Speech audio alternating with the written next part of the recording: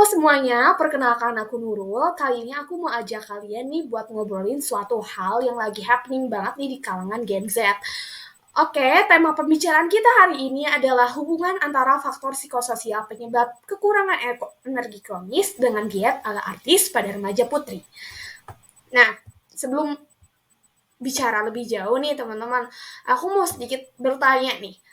Kalian ini mengartikan cantik itu seperti apa sih? Atau definisi cantik menurut kamu itu apa sih?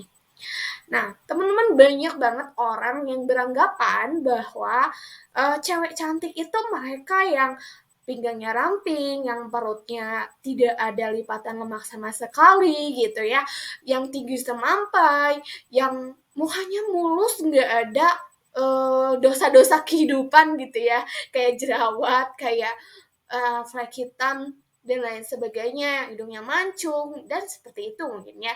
Seperti yang kita lihat di contoh yang ada di PowerPoint ini gitu.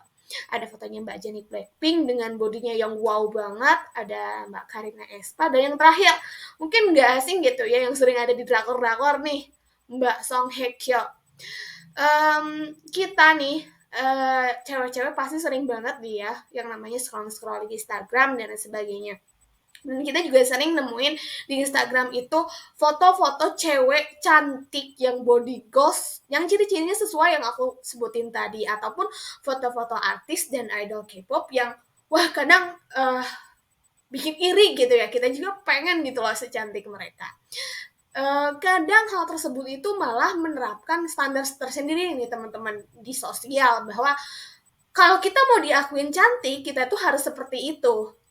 Nah, hubungannya tuh apa sih sama kita dengan standar body goals atau standar kecantikan yang ada di masyarakat gitu loh. Dengan kita remaja putri. Nah, teman-teman remaja itu sedang mengalami fase perubahan fisik dan psikis yang memang signifikan banget gitu ya. Remaja putri khususnya gitu ya, perubahan fisik mungkin mulai merasakan apa yang namanya menstruasi atau ada perubahan bentuk tubuh yang kelihatan beda banget nih dari fase sebelumnya, itu fase kanak-kanak. Dan psikis remaja putri juga berkembang dengan cepat gitu loh. Remaja putri ini mulai memperhatikan penampilan, kayak mulai tertarik sama lawan jenis dan lain sebagainya gitu loh. Teman-teman, ternyata perubahan fisik pada remaja putri yang cenderung cepat dan signifikan banget ini tuh munculin masalah tersendiri gitu loh ya. Pada dasarnya remaja putri itu sering banget atau seneng banget memperhatikan penampilan gitu loh. Sedangkan perubahan fisik yang cepet banget, kayak misalkan mulai ngerasain jerawatan atau berat badan yang kiloannya mulai naik, itu bikin masalah tersendiri, bikin ngerasa insecure. Apalagi kalau kita ngelihat foto-foto cewek cantik yang body goals atau artis yang ada di Instagram. Itu tuh bikin masalah teman-teman, kayak kita ngerasa insecure. Nah, akhirnya remaja putri ini ngelakuin berbagai cara supaya mereka tuh punya tubuh yang sempurna menurut mereka, atau biasa disebut body goals. Salah satu caranya yaitu dengan diet. Oke, mungkin teman-teman yang nonton video ini ada yang suka K-pop kali ya. Kayaknya udah nggak asing sih, kayaknya denger diet ala K-pop, bener nggak sih? Teman-teman pasti pernah denger diet ala artis ataupun diet ala idol K-pop. Di sini aku mau sebutin beberapa contoh diet ala public figure gitu ya. Yang pertama itu diet ala Syahrini. Teman-teman tahu dong Syahrini itu siapa? Nah, Syahrini ini ketika dia diet, dia nggak ngekonsumsi karbohidrat. Gula yang dia masuk gitu ya ke tubuh dia tuh, dia nggak cuma dapat dari semangka. Protein aja dia nggak makan daging-dagingan. Jadi protein yang dia dapat itu cuma dapat dari jus kacang kedelai. Yang kedua, ada diet ala Cinta Laura. Nah, Cinta Laura juga yang sama teman-teman, dia nggak makan karbohidrat, dia nggak makan nasi, dia nggak makan kentang dan lain sebagainya. Dia juga sama nggak makan daging-dagingan. Jadi selama dia diet, dia cuma makan oat, sayur, ikan dan buah. Oke, sekarang kita melipir sedikit ke negeri ginseng atau Korea Selatan ya. Ternyata teman-teman diet ala idol K-pop ini cukup ekstrim banget. Nah, yang pertama, teman-teman tahu dong BTS. BTS itu lagi booming banget kayaknya, dari generasi muda sampai nenek-nenek juga kayaknya tahu sih BTS siapa. Nah, di sini Jimin atau salah satu personil BTS itu ketika dia diet, dia cuma makan 1 kali, teman-teman, dalam 10 hari diet. Dan ada lagi diet ala Momo Twice. Nah, pas dia diet ini, dia nggak makan, teman-teman. Dia cuma ngunyah es batu. Wow, ekstrim banget ya. Dan terakhir mungkin ini jenis diet yang populer banget, yang sering banget ditiru sama banyak orang, yaitu diet ala Ayu. Nah, Mbak Ayu ini atau solois ala Korea ini ketika dia diet, dia cuma makan 1 buah apel, 1 buah ubi jalar, dan 1 gelas protein shake. Nah, kebanyakan nih ya, orang itu gampang banget tertarik untuk melakukan diet ala artis karena klaimnya ya teman-teman, berat badan tuh bisa turun cepet banget gitu loh. Kayak pernah nggak sih kita scroll TikTok ada orang yang ngikutin atau men-challenge dirinya diet ala Jennie Blackpink atau diet ala Ayu, terus dia bilang, oh aku ikut diet ini bisa turun sekian kilo loh dalam seminggu. Jadi itu yang bikin orang-orang tuh tertarik, oh kayaknya gue harus ngikutin diet ala artis nih gitu lah. Tapi teman-teman, terlepas dari klaimnya yang katanya berat badannya bisa turun dengan cepat, ada beberapa fakta dan dampak negatif dari diet ala artis. Oke, yang pertama, minim konsumsi karbohidrat. Teman-teman bisa lihat ya dari tadi, ada bahwa diet ala artis itu kebanyakan mereka gak makan karbohidrat, atau makan karbohidratnya tuh dikit banget gitu loh.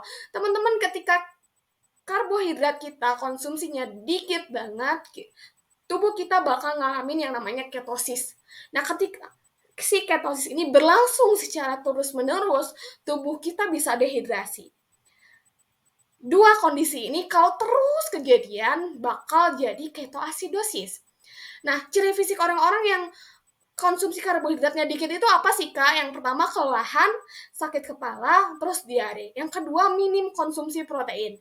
Ini teman-teman di sini tadi sudah nyimak ya bahwa banyak diet dari artis itu dia konsumsi proteinnya tuh dikit banget, bahkan kayak contohnya nggak makan daging, mereka cuma makan dari kacang dan lain sebagainya. Nah, ciri fisik orang yang konsumsi proteinnya rendah banget di bawah kebutuhan, yaitu mereka tuh rambutnya gampang rontok, konsentrasinya terganggu, bisa sampai ke gangguan mental juga, imunitas menurun, tumbuh kembang terhambat. Yang ketiga, fakta dari diet ala artis itu asupan energinya sangat kurang. Nah, ketika tubuh kita asupan energinya sangat kurang, bisa menyebabkan kayak itu apa? Nanti kita bakal bahas bareng-bareng. Dan yang ketiga, yang terakhir, AKG atau angka kecukupan gizinya tidak terpenuhi. Nah, remaja putri itu harusnya asupan energi, protein, lemak, karbohidratnya tuh segini teman-teman menurut AKG 2019, sedangkan diet ala artis itu nggak mencukupi nih teman-teman. Oke, lanjut. Apa sih cake? Dari tadi perasaan nyinggung cake mulu gitu ya. Di sini aku mau kupas tentang definisi cake gitu ya, atau kekurangan energi kronis. Kekurangan energi kronis adalah salah satu keadaan malnutrisi di mana seseorang menderita kekurangan makanan yang berlangsung menahun atau kronik, yang mengakibatkan timbulnya gangguan kesehatan pada seseorang secara relatif atau absolut 1 atau lebih zat gizi. Simpelnya nih teman-teman, seharusnya kita tuh konsumsi energinya segini dalam 1 hari, tapi mereka yang kayak gitu kurang banget malah jadi segini. Kurang dong ya. Itu kalau dilakukan secara terus-menerus bakal mengakibatkan cake. Nah, orang tuh terdeteksi cake itu seperti apa sih, Kak? Ditandai dengan ukuran lingkar lengan atas atau yang ada di sini ya, kurang dari 23,5. Nah, ini adalah data cake ya yang ada di Indonesia. Yang pertama dan kedua itu ada dari riset kesehatan dasar atau Riskesdas tahun 2018 dulu ya. Cake pada wanita usia subur, usia 15-19 tahun tuh 36,3%, yang mana itu prevalensinya tinggi ya di Indonesia. Lalu kedua, menurut Riskesdas 2007, Jawa Barat tuh prevalensi cake-nya 12% dengan Karawang 9,3%. Berarti Kabupaten Karawang ini kabupaten yang kontributnya untuk memberikan angka cake di Jawa Barat tuh paling tinggi. Yang terakhir data terbaru dari Puskesmas Teluk Jambe per Oktober 2022, prevalensi ibu hamil cake yaitu 2,1%. Dan ini adalah contoh remaja cake. Aku mau sedikit membahas bahwa teman-teman kebanyakan idol K-pop itu underweight atau cake. Karena mereka harus banget melakukan diet seperti itu. Pertama, mereka tuntutan pekerjaan. Yang kedua, culture atau budaya di Korea itu memang standar kecantikannya seperti itu, sedangkan mereka adalah public figure. Jadi mau tidak mau mereka harus melakukan diet yang sangat ketat, sehingga kebanyakan idol K-pop itu mereka underweight atau kurus gitu ya bisa dibilang, dan kekurangan energi kronis. Nah teman-teman, tapi idol K-pop ini mereka punya tim dokternya sendiri. Nah lalu bahayanya bagi kita yang orang awam melakukan diet yang ekstrim ala idol K-pop tanpa pengawasan dan dilakukan secara terus-menerus, itu tuh bisa mengakibatkan cake ataupun status gizi kita menjadi menurun. Teman-teman tentunya gak mau dong. Mungkin di sini bisa dilihat ciri fisik orang yang cake itu ada seperti di foto pertama dan foto kedua. Nah, dampak dari orang cake itu seperti apa sih? Yang pertama itu anemia, perkembangan organ tubuh yang kurang optimal, pertumbuhan fisik yang kurang. Nah, kita cewek-cewek sebagai calon ibu hamil itu bakal ada nih dampaknya kehamilan. Remaja putri yang cake itu berpotensi teman-teman melahirkan bayi dengan berat badan lahir rendah, anaknya cacat bawaan, anemia pada bayi, dan kematian pada bayi. Tentunya gak mau dong teman-teman kita seperti itu. Nah, aduh kak gimana sih caranya biar kita tuh gak cake gitu lah. Teman-teman perlu ketahui bahwa remaja merupakan fase pertumbuhan yang sangat krusial di dalam daur kehidupan.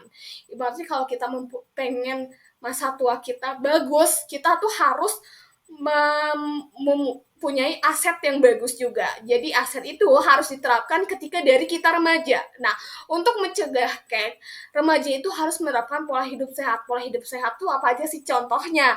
Aktivitas fisik yang teratur, istirahat yang cukup, dan yang terpenting konsumsi gizi seimbang sesuai kebutuhan sehari. Seperti itu, teman-teman.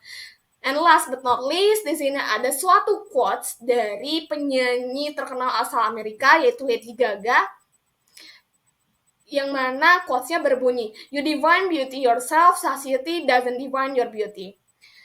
Kita tuh terlahir dengan unik, kita terlahir cantik teman-teman. Kita bisa cantik dengan cara kita sendiri, tanpa kita harus memaksakan standar sosial, mengikuti standar sosial bahwa cantik itu seperti itu, sampai akhirnya kita tidak menyayangi diri kita sendiri. Seperti itu teman-teman, kita akan dipandang cantik di mata orang yang tepat.